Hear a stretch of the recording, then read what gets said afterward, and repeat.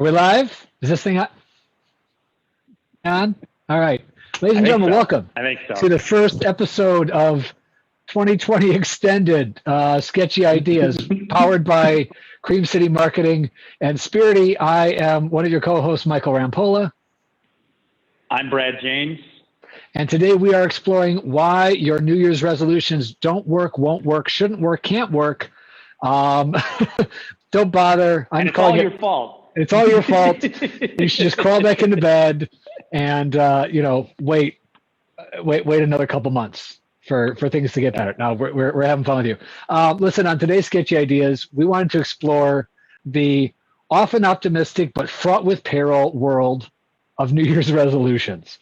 We've got data, we've got stats, we've got anecdotes and some harebrained ideas, which means it's officially an episode of Sketchy Ideas.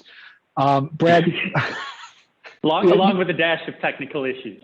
Technical opportunities is our specialty. So today, so we're going raw live into Facebook today, it ain't pretty, but it still works. Which again is the definition of Sketchy Ideas. Our producer is on the line. Brian, say hey. Hi everyone. There we go. See, it's official. The whole cast is here. All right. So Brad, you found the data.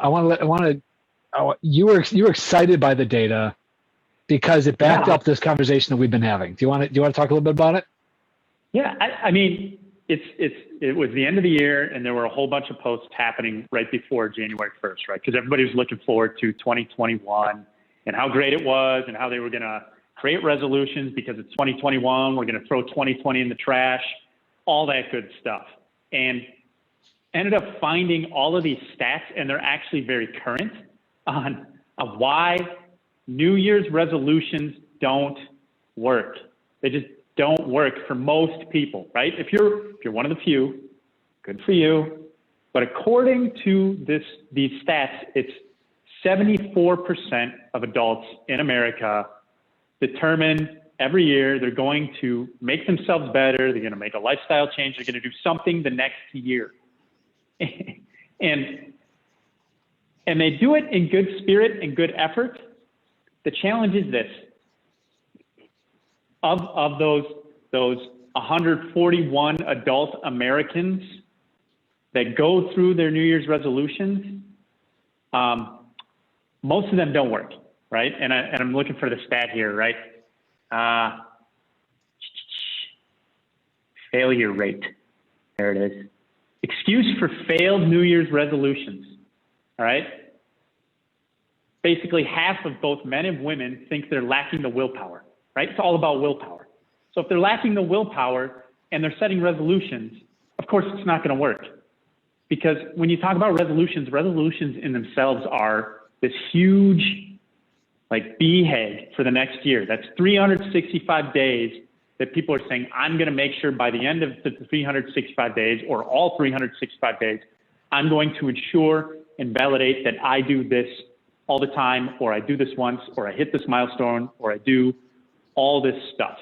And it literally, if you look at the stats across the board, when they talk about male versus women, it's 47% of men, 53% of women. They all think they're lacking the willpower. And there's a good chunk that claim they just forget. Which fascinates me. Like, I set a New Year's resolution, and then like 2 weeks later, I forgot I set a New Year's resolution. How much time has passed? And anyway, so that stat, I forgot 15 to 20%, whatever that was, plus the 50% plus who lack the willpower. We're already getting close to the total of, and this is where those who set resolutions, we're already pushing 3/4 of the 3/4 are. Here's the thing that fascinates me. They know in advance that they're not going to do it. Because this survey, the data that you found was not only do you set one, but why will it not happen? Like, it's like, can you please tell us what your resolution is and then tell us why it won't work? Like, these people pre-identified their excuse. For those of you who are curious about this data, this is from December 4th, 2020. And they actually go through and we'll make sure we drop this in the show notes.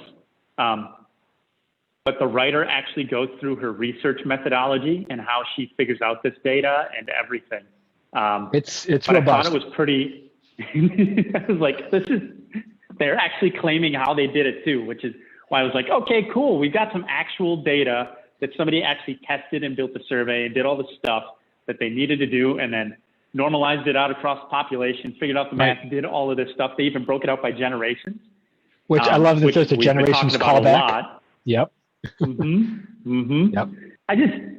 This whole premise of it, and I guess part of the reason why I wanted to make sure we talked about this is because I guess I feel like the same people consistently set these New Year's resolutions and consistently drop the ball on it. And I don't think it's because of a lack of willpower.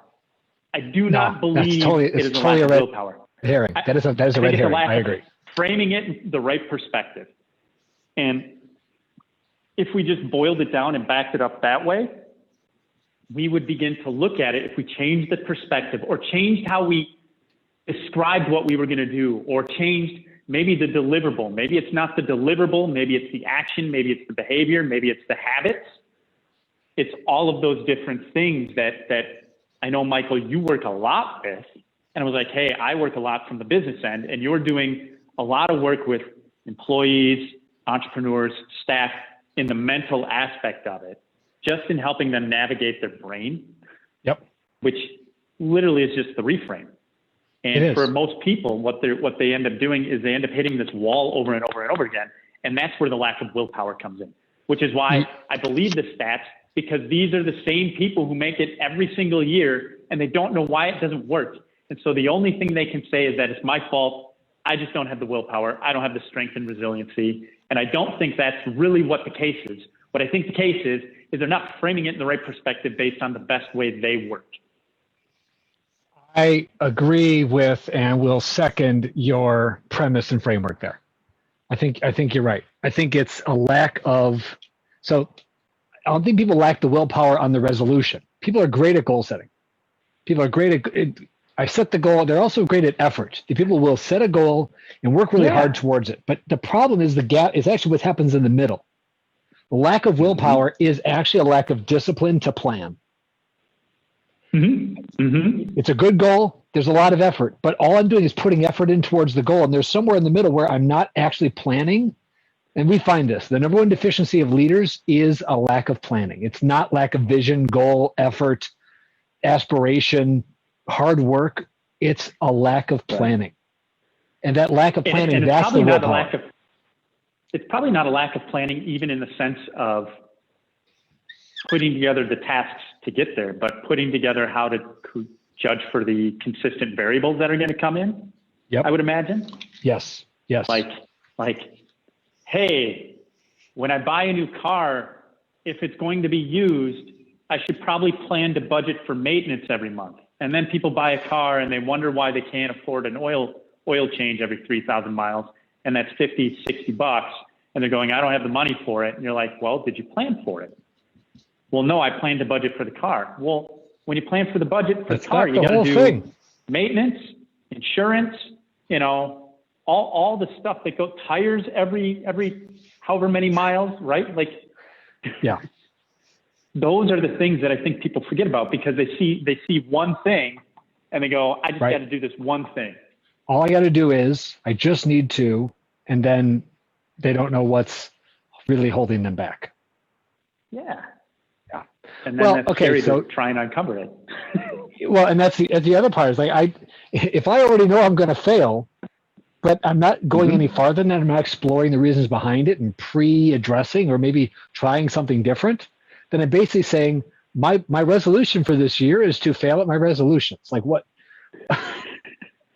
That's mine. My goal this year, I'm going to say it right here. My goal this year is to fail more. That's my Congratulations. Goal. Congratulations. You're already on the right track. Perfect. No, but I think that's great, right? Because it's the meta of it. The one way you could actually accomplish a resolution is to say, I plan on dropping this. It's like, I'm a liar and that's the truth. I plan on dropping this resolution by February 2nd. Yeah. My goal is to forget this goal by Groundhog Day, and you're going to win. Like that's your best chance. So here's the thing. You talked about it, and it's the willpower. It's this confidence thing. It's the reframe, right? Fear holds me. This is the four forces of change. I think we've done this once or twice. Fear holds me back from the future. Comfort keeps me where I am right now. My unmet need gets me going. It's this recognition of the unmet need. That is the source of the resolution. The source of the resolution is I have a need that is not being met, and my resolution is born from that place. What is holding me back in advance is a lack of confidence. I lack the willpower means I don't believe I can do it, which means I think I suck. And as Henry Ford said, you're right. Very paraphrased, but whether you believe you can or you can't, you're right. So it's that lack of confidence, and it's not. So again, it's not for lack of trying. It's not for lack of goal setting, because we have all of that. And fear is going to be there, and comfort with the current state is going to be there. If you lack confidence in yourself, then you need to find a way to co-opt that. And if you can't co-opt confidence, then you're right that resolution is not going to come through. Yeah. So I guess before we even dive into maybe different ways to reframe it, what is one thing, because you and I went both through that list of things that we've covered, and there's some other ones I'm going to throw in there, but what is the one thing either way across all of these that people who are setting, because all New Year's resolutions are, I wish people wouldn't use the word resolutions. All they are goals. They're just goals. They're goals. And whether they're small little goals or BHAGs or somewhere in the middle, it doesn't matter. They're all goals, right? Yep. So what is the one thing when you're coaching people on goal setting or setting this stuff that they have to do in their head in order to make sure that that goal is actually going to be a powerful thing in their life? It's a great question, because you're saying a goal needs to be powerful because it's going to meet resistance. It's going to have forces of nature and self working against it. So what is the number one thing that sets it up for success? And it is the recognition that I'm going to have to give something up to get this thing done. Because here's everybody says, I want to be better. And everybody also, whether they realize it or not, also say, I don't want to change. Guess what? You can't do both. To be better, things must be different, and therefore that is change. So your desire for things to be better, if you don't pre-identify pre-identify what you're going to give up, pre-identify the thing you're going to cut out, pre-identify the sacrifice, there's the word I've been looking for. If you can't pre-identify the sacrifice to accomplish the goal, then you're not ready. You're not truly as committed as you need to be to the goal. Because to get something, you have to give something else up. You can't get rid of a bad habit. You can only replace it. Same thing works here.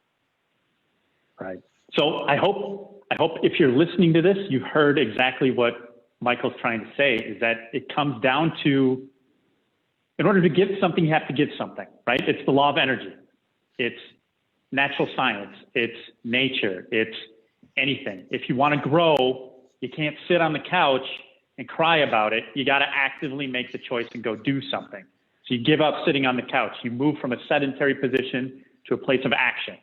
If you want to see something change, that's why, like, all the great leadership gurus or anybody, it's be the change you want to see. You have to enact it. You have to intrinsically open yourself up to saying, I am the change, therefore I will make the change.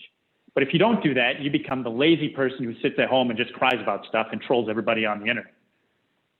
And we don't want I would imagine, based on our viewers, none of our viewers want that. None of our listeners want that.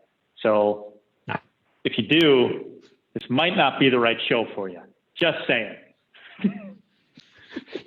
You're in the wrong podcast. You're in the wrong live video podcast. You want to be, I don't know where you want to be. You want to be in well-formed ideas or well-formed ideas. clearly drawn and stated ideas. You're in the wrong video podcast.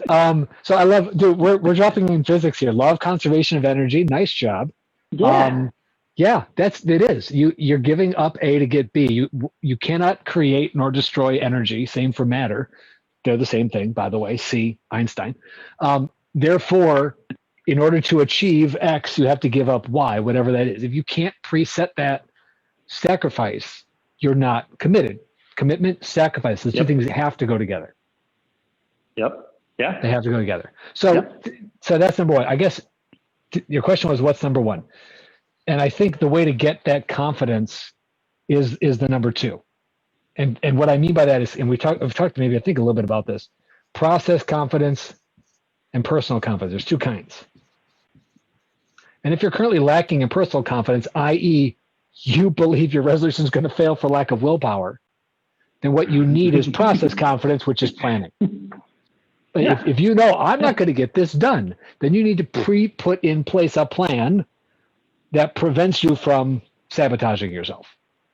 And if you can do that. By the way, Michael has one of those plans. So I think Michael could help you out with that stuff. It's a thing we do. It's a thing we do. Yeah. But you know what, that reminds me though, because we talked about it earlier. It's a short-term plan. So here's the other thing about New Year's resolutions. And you know, the stats say by middle of the second month, halfway through your first 45 days in, you've probably lost it, whatever it is, right? You've probably given up on it or dropped the ball or somewhere or other, your resolution is now dead. Okay. That's okay if you have 90-day plans. If you have annual plans, which most large organizations have, or this is your one New Year's resolution, you just lost out on the next 10 months of growth, of change, of opportunity. An annual plan or an annual resolution, if you are already knowing you're going to struggle with it, you're actually pre-identifying 10 months of stagnation and accepting that and saying, I'm going to try for about 6 weeks, and then for 2 weeks I'm going to hate myself, and then for the next 10 months I'm just going to coast. And you know what? If that's your plan for 2021, you've already got good practice, right, from this past year. Being cute. But that's what a lot of us had to deal with. Survival. I had to deal with constant sources of pivot and staying agile and adapting and surviving. And you know what? We did it, but that doesn't mean we have to do it again. As one of my mentors always states, he goes, "Hey, Brad, those best laid plans, how are they working out for you?"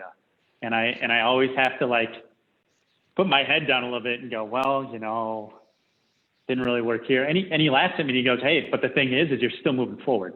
And like that's half of it. So we've got I wanted to talk about, because you and I talked about also reframing this.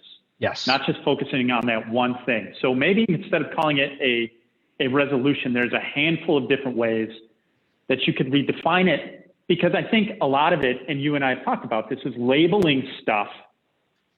We as human beings in our species have a need to categorize, which is why I think everybody gets excited, because New Year's resolutions is like one of those giant global fads that happens for about 2 months of the year. Right. And we know approximately a third of people get most of their resolutions done, but most everybody fails at them. So we know there's something wrong. And some of the science says, just stop classifying it as such, classify it as something different. Right. And this is all this, none of these, here's the deal. None of these is like a one size fits all. These are all based on reflecting on how you have found yourself to be most productive in getting things done. And that, I think, is also what's important. So, Michael, I don't know if you've got a list or if you want to just start listing them off. But well, I think the number one thing, I've kind of touched on it, but let me frame it tight, which is don't set an annual resolution. Don't set a New Year's resolution. Create a 90-day goal. I mean, Brad said goal matters. Make it smart, measurable, actionable, give it a deadline. That deadline matters. So, I mean, 90 days is a magic time frame. Let me just do a quick thing about, again, a little bit of brain science. Like, annual is hard scope of time because it's so big, but so like easy to say, well, it takes about a year, like, or it's an annual resolution. Your brain doesn't actually know how to wrap itself around that. But 90 days is a good unit of time. The other two things, 1 week and 1 day. Don't use months. Months are weird, for the record. Months are weird. They start and end on different days of the week. They have different lengths of time. Months are weird units of measurement, but we often think in them, even though our brain doesn't really know what it means. It's like saying it's going to take me about an hour. Hours are really arbitrary units of time too, because they're just nice rounded up numbers. Don't use months. Don't use years. I'm going to encourage 90 days. How about There you weeks? go. Weeks are good. 90 days. So 97 and 1 are your magic numbers. 97 and 1. Those are your magic cycles, because in each of those cycles, your brain can actually pretty well identify what each of those looks like. And you nest those like Russian nesting dolls, ones and sevens, sevens and 90s. And you get 13 sevens and 7 ones. That was right. What works well in those units of time is that it's a cycle. That one cycles every 7, that 7 days. cycles every 13, 90 days, 13 weeks, 13 sevens, 91. Yeah, I made change. It worked. Is it? Yeah. Is it 14? 14. 13. No, is it? 13 times 7. Two. You're correct. I'm wrong. English major. They're round numbers. They're round numbers. I think the point you're trying to make is that these are, and the reason these work is because people, 3 months is relative, right? It's relative to what you equate 3 months to be. A week is relative. A week equates to what you think a week is. A day is relative. It equates to what you think a day is, right? We're talking a day or an hour. And a day. One day, 7 days, 90 days. 1, 7, 90. Yep. So, and I think that's the point, not the math. The point is that if you had to say, hey, 3 months, your brain, whether or not you're good at math or not, understands what 3 months is. Yep. But a month, your brain goes, is this that 28-day month, or is this a 31-day month? Right. And it started, and the first of the month is the middle of the week. So am I starting on the Monday? Am I starting the Monday after? I mean, it's a weird. bugger. So number one thing is don't set annual. That's good. Don't set annual. I think we beat that one well.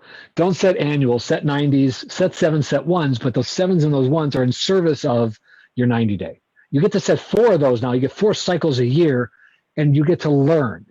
Annual planning, as we all learned, 2020 was, I'm going to call it, 2020 marked the death of the annual plan. And if it didn't, it totally should. Did. But I think it is also the opportunity to be the birth of the 90-day action plan. Because every quarter, if you were setting 90-day plans, okay, U.S., especially Wisconsin side, like mid-March is when things went on basically into lockdown, which means you had a couple weeks to set a 90-day plan for Q2. And if you followed the quarterly cycles, within a quarter, things were pretty constant, but the next quarter was different. So if you're on a quarterly cycle, you're in a good cycle of, back to science and nature. These are natural cycles, seasons. Things happen in about 90-day cycles. And if you can wrap your head around that cycle for planning, you'll have 4 chances to make significant milestone progress towards whatever you might have used to formerly past tense called a New Year's resolution. There you go. There you go. All right. So what's yours? What's your alternative? 90-day plans.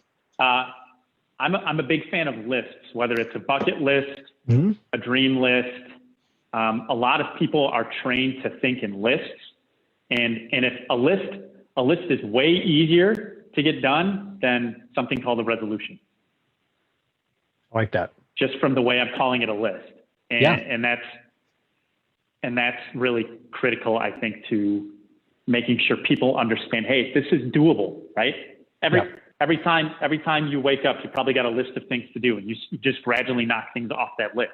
Right. So just call it a list and then hang it by your mirror and see it every morning.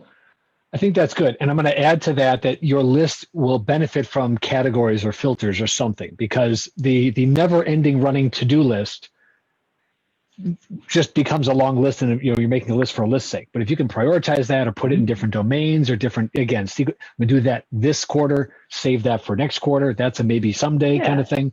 Your ability to set some sort of parameter or filter prioritization on your list will make your list powerful and not just a catch-all and later on this mountain that makes you feel like you didn't get anything done. Right. And you know what? If that's what happens after the first quarter, then you take the list, you shred it, you learn and you adjust. Do it again. You learn from it and you adjust. I agree. You got another one? Go ahead. Go. I was going to say, reading this one, thinking about a word for the year was an interesting take on this concept that ties into what you're doing. It ties into what I think a lot of human beings crave, is like a singular focus, because a singular focus, if it's a single word, typically that word is not like, not like one task. It's not task driven. It's philosophical driven. So you're talking about value systems. You're talking about iterations and repetition. You're talking about everything the brain craves that already fits into your behavioral model of, hey, when you set these 90-day plans, we're going to work backwards and we're going to understand the steps backwards we need to take to achieve those 90-day plans. But typically that can get boiled down to, hey, what word are we going to focus on for this goal or this 90-day plan or this list item? Yep, I agree. You said it. It's a singularity. Priority is a singular. We've made it in American English. We've made it a multiple, but priority is a singular. So if I set my one word for the year, and that's my calling, my North Star, my priority, my singular value, everything goes back to that. When I'm making a decision, it makes it really easy for me to say, all right, which option points towards my word of the year, my priority, my singular, and which one doesn't? Yeah. Because if you can keep pulling back, this is why organizations have missions, visions, and values. The values are a decision-making structure. If we can say we value people over profit, when I have a decision on my plate, it's easy to make the decision because I just call back to my guiding value. Which one favors people, right? So whatever your word for the year is, great. Brad made an awesome point. Make it visual. Put it somewhere you're going to see it. That's also good brain science, right? Because if that word is always there, it will always be a trigger in a good way to help you reframe whatever's happening in light of that priority. And you will find a different outcome at the end of the year or 90 days or week if you can evaluate decisions always based on what you've decided is your priority. Yeah. And then you got to stick to it. I mean, that's the part that's really hard right now, I think, for a lot of people is there's a lot of uncertainty. And when people have uncertainty, I saw that word every day and I didn't do anything. Well, then you didn't prepare your mental brain to actually follow that word and do the things you said you were going to do. Instead, you made an excuse and jumped on to the next fad. Right. So, another one that's similar to that, I thought that was interesting, was rebooting an area of your life. Saw that. Yeah, that was good. And then they follow, the idea was follow it, start with an audit, go from there. But if you can pick an area of your life, and this falls into, I've been a part of a lot of different discussions around what are the different areas of life, and people categorize them, like you've got faith, family, friends, fitness, fun, there's like 3 more in there that I'm forgetting. Picking an area of it that I also think is very similar to the word idea, where it ties into the value system, right? Makes sense, yeah. I got this project for work I need to get done, but family is my value this year. This is the word. Okay, choose the one that benefits the family. It's the same idea. It's just a different scope of work. Whereas if you're picking a word, maybe you're doing something like, hey, I'm going to focus, right? My word this year is focus. So if it takes me away from focus, okay, then what's... Yeah, I mean, that. That's where you have to choose with all of these based on what you feel is going to work best. For example, this year, I realized in 2020, because of the chaos, the thing that I have done is going into 2020, I was extremely organized in my schedule, right? And my schedule was, this is what I was doing all the time. And the challenge is in 2020, I let myself get away from it because I was more worried about keeping everybody else on track. Sure. And so by doing that, I sacrificed what I knew worked best for me because I knew I had the resilience to handle it. Right. But it totally, towards the end, like it's diminishing returns, right? No doubt. The whole idea of it didn't necessarily help. So that's where I was like, okay, focus back on the calendar, get the schedule back in line, make sure you're cruising at what you need to do. And I set up, wasn't even goals. It was, my goal is, hey, get the calendar straight every week and go. So it was a behavioral activity rather than a task or a goal or a BHAG, because I trust in the process. That makes sense. It does, because there's process confidence. If personal confidence is lagging, process confidence will get you through, and vice versa. So you need both, and that's a really good anecdote and a really good proof point around when something's not working, I identify what used to work. Where am I off? Right? And is it because I'm trying something new, or is it because I've strayed from my priority, or I've strayed from my focus area, I've strayed from my domain, my priority domain for the year, or for for my life? Which reminds me of another idea, which is decide what to measure. And I actually want to grab that in with a different idea, which is sometimes the reason that resolutions fail is because I wrap the plan up into the goal. So I want to make a clear distinction real quick between goal setting and planning. Goal setting is what you do on those 90-day marks, right? It's when you set the SMART goal and the target and the thing I want to get accomplished. If I pull the plan into the goal, which sounds like this year I'm going to lose weight, working out every day and doing X number of push-ups and reducing my caloric, if I make that whole thing my resolution, as soon as I make a mistake, and as soon as I'm human, right, and I have a struggle in one of those areas, or I miss a day, then my brain throws out the whole thing. So separate goals, priority, separate the big thing, the accomplishment, the outcome, from the effort and the plan and the method to get there. If you can separate those two things, you'll recognize the value of being agile, and a little more in Brad's Vista's world, than the idea of goal setting with all the plans already prefigured. There is value to separating. So what you're saying is the accomplishment, right? Well, I like that. The end deliverable, right? Or the manifestation of the result. Yep. This is singular, right? This is not what you were saying. This was your laundry list of activities, or this was the frequency of activities, right? Yes. That's all inputs. Singular thing. One to many. You got right? it. And here's why resolutions suck. Because most people frame resolutions in the activity category. Right. Most people frame, and this is it. I know my willpower is going to suck one day. You know what? Me too. I know my willpower is going to suck one day. It's, most days it's a lift. So if I wrap my resolution around activity, then no wonder I have 50% chance walking into it that the thing's going to flop. No kidding. Yeah. I'll take that bet every day of the week. If your resolution is based on activity, I will bet against you every day. No matter who you are, no matter what, I will bet against you every day because there's unforeseen things that you cannot predict. If you're I will because you're human. Unless you're not human, in which case I can't bet against you. I believe you. I'm just saying, Michael's throwing down the hammer. He's ready to go.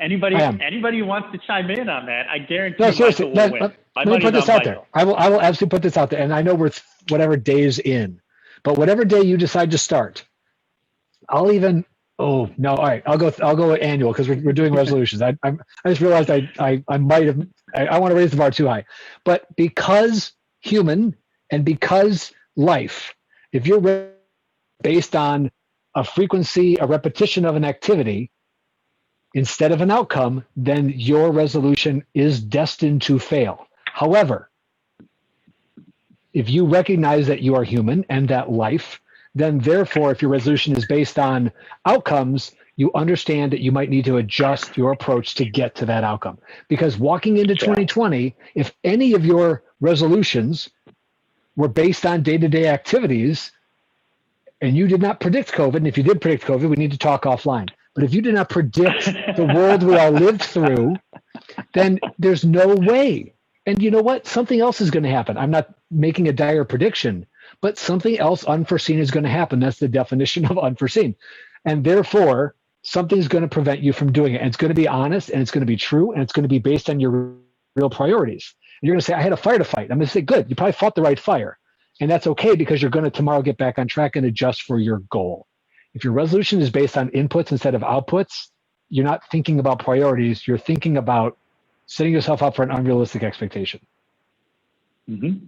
Wow, that was very soapboxy of me. I apologize. And I don't mean to fly in the face of the thinking around good habits. It's a sketchy soapbox. It's a sketchy. It's a little wobbly. I'm not trying to discount anything around good habits, and I'm not trying to discount anything around routines. What I'm trying to say is you have to take into account the fact that you are human and we live in the world we live in. And that is okay. That's a constraint. I call it, we got laws of conservation of energy. I call it the law of gravity. You're not going to fight it. Learn to work with it. It's there. Operate within the laws of nature, and you're going to be in a better spot. I think every day of the week. Yeah. So with that, I mean, we blew through that time. That was a good topic. Nice. I think closing statements on this. One, if you're setting resolutions, don't say, I'm going to work out more this year. If you do that, as you heard Michael say, you might for a little bit, but you will never feel fulfilled by it or feel like you accomplished it because you're not putting a singularity result on it. Number two, make sure that when you begin to frame it, you get your mind right first around it, right? You got to wrap your brain around it in a way that makes sense to you, both from, hey, a willpower standpoint. If that's your excuse, then what you're doing is you're probably not calling it the right thing, and you're also probably not building out the right plan to get it done.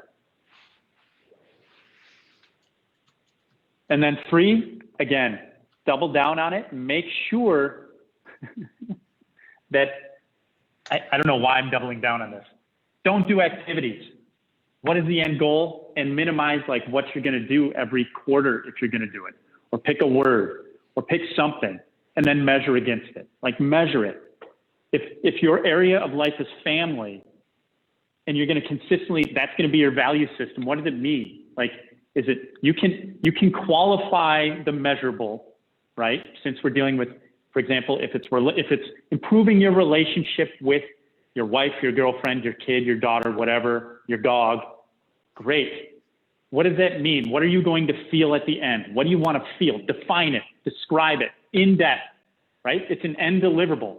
If you're not a numbers person, that's okay. You can still define it as like, and then write it down and come back to it a quarter from now and go, hey, my relationship with my dog is way better because when I come in, he jumps on me rather than just walks out, sees me and goes back to bed. Does he have right? any food Like for I've me? defined No? it. All right. Yeah. Yeah. I use my dog because, I figure Yeah. I can't offend anybody with that one. On the other end, like if I look at it and I go, hey, we dive into things and we begin to understand the nitty gritty of the process to get there. This is just the plan. The plan will change. You will have COVID. You will have car accidents. You will get sick. I just said you will have COVID, didn't I? You did. Meaning the world will get COVID. Things will happen around you that are outside of your control. Yeah. By definition. Like, yeah. You can't, that's where the resiliency comes in. Because if you have singularity on goal setting, you can navigate it, right? If you look at the most highly productive, highly effective people, the people who study this, whether it's Brendan Bouchard, whether it's Michael Hyatt, whether it's Jim Collins, all of these people who study productivity, if you're studying the productivity experts at HBR, they always come back to the fact that there's extreme focus on this and there's a plan, but the plan is agile. The plan is there because we as humans need to know, hey, what is the next step? Because if we don't have the next step, we get highly anxious and then this all falls apart like a house of cards. And that's not the point. Right? You're right. You're absolutely right. That is right. I heard it. I got my first right from Michael of 2021. We're off to a good start. Count it. Here's the thing. Singularity of purpose, singularity of vision, of priority enables, encourages, creates resiliency. Because if that is my pursuit and I have no other option, then it's resilient or die, right? That's the benefit of that singular focus, or there's many, but one of the benefits of that singular focus, there is value to having no plan B. It means that you will go to great lengths to accomplish plan A. That is the value of a singular priority. That is the value. And again, back to short term, your ability to adjust and reset and focus on outcomes instead of inputs enables that. That's resiliency, right? Because you're going to have to bounce back. You're going to have to adjust. You're going to have to come through all of the stuff that's going to happen around you, the things that are outside of your control, which, by the way, is most of it. Of the things you are aware of, you get about 2% control. So you know what? Focus on that 2%, and you've got a great leverage point. Ignore the 2%, and you're missing out on any edge you otherwise have. Yeah. The other two things we didn't talk about because I think this was the important part is write it down, post it somewhere. So you're seeing it all the time. Yes. And then if you posted it somewhere, I heard this great word yesterday. I listen to sports radio when I'm in the car. They called it your accountability buddy. Ah, very nice. I like that. So if you can have an accountability buddy, I like that word, by the way. Your accountability buddy knows your thing and will help hold you accountable. That is key. And I think in 2021, we're seeing people move back to work, but work is going to be different. Work is going to be changed. Family lifestyle is going to change. Friend lifestyle is going to change. You're going to need this because the pressure of the system that used to hold you up by showing up every single day doesn't exist anymore, right? That peer pressure doesn't exist. Internet peer pressure is different than personal, like face-to-face peer pressure. True. Michael, I don't know the last time you and I sat down across from each other face-to-face. It's been, what, 9 months? Easily. Yeah. Probably is. Yeah. But I can tell you from this standpoint, that's going to be missed because I'm sure there are things that you and I are like, the thing that keeps us going regularly is we have this weekly thing that we plan. It's part of the activity, right? This is the activity, there you go. We set some quarterly goals. Last quarter, when we started this in July, we said, hey, we're going to get through the first quarter. We're going to make sure we do this regularly and have a system. Then the next quarter is, hey, we're going to refine it so that going into 21, we can improve and actually begin to grow and scale this programming and get it out there to more people. Now it's 2021. Now that's the next step, right? Right. So but the thing is the activity is here. We're talking to each other every week. I screw up every week and we don't necessarily get everything right. Michael's perfect. Brian's perfect. It's me. It's okay, everybody. Nah, we take turns. But the point is that you can see it on this show by how we've grown. Like we navigated today. Internet's out all over the place. That's why we dumbed it down and we went the KISS method. It's okay. Plans change. Yep. All right. So there you go, folks. Don't set resolutions. You've got a dozen, 20 other options that we've outlined in some form or other. Most of them based on science. All of them appropriately sketchy. So come back next week. And if you have more, drop them in the comments. Drop them in the comments. Send us comments. We love the comments. Send us an email to info@sketchyideashow.com. Find us. We're out here. We want to connect with you. Listen, we want to say thanks to our sponsors and our back end power from Cream City Marketing and Spirity. They keep us going and they enable us to have this fun that we have every week. You, our audience, makes this fun, so keep interacting with us. We love you. Next week will be at least as sketchy as we were this week. We promise. That we can guarantee. All other things being said. In the meantime, let us know. I dropped a question in the chat. What resolution are you not setting for this year? Because that's what we want to know. What are you doing instead? Let us know. We'll talk about it next week. And next week we'll sketch some more ideas and explore some more topics and generally make additional fun of ourselves because that's what we know keeps the fans coming back. That's right. And I've got a special thing for our guests. I'm recording our next course starting next week, and I'll be doing it. We'll drop a link on the Sketchy Ideas pages, but I'm letting people see it for free this time only. Ooh. Right? So we're going to go through everything from, there's a lot of companies trying to still shift from standard and traditional sales and marketing to digital. I'm going to walk through how we do that, and we're going to actually dive into the tactics and the know-how of the technology of it. So doing it for free starting next week. Wow. So check it out, but it will only be live for those of you who sign up for the day, and then it'll be taken down. So you'll have to follow every day, and I will drop a link on Sketchy Ideas all over the place, and I'll probably share it with Michael. Michael will probably share it Oh, yeah. Brian will We'll make put it sure out it gets there. out there and everything. So it'll be good. And this will give you Nice. a chance to ask me questions while going through, if you guys remember sales funnels, all that stuff, as well as what is a digital footprint, how to put together your CBJ, how to do sales in a remote era when you can't do the handshake in person anymore, or you're doing the elbow bump, stuff like that. Or chicken wing, as I've heard some people call it, like, hey, you're a rooster now, or, any one of those things. We're going to walk through that, and then you get to see it for free because we're turning this into a course that we will be selling regularly. So this will be your one chance to see it for free. And when we retail that course, you probably won't want to pay the price. Just saying. So. Incentives all over the place. So let's call it a wrap. On behalf of Michael at Spherity and Brad, Clear City Marketing, thanks for joining us for Sketchy Ideas. And remember, just because it's a sketchy idea doesn't mean it's not worth exploring. We will see you again next week. Thanks, everybody. Take care. Bye-bye.